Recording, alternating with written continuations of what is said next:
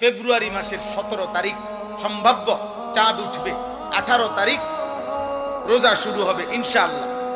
তো আর 1 মাস নাই, আর তো কি নাই, 1 মাস বাকি নাই, একদম অল্প গুনাহ কয়েকটা দিন।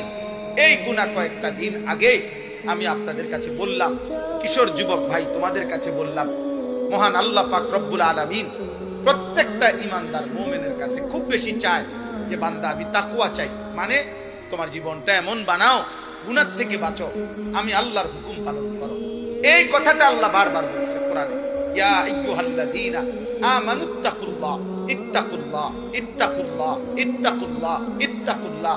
হে ঈমানদার, আল্লাহকে ভয় করো, আল্লাহকে ভয় করো, আল্লাহকে ভয় করো, আল্লাহকে ভয় করো, আল্লাহকে ভয় করো।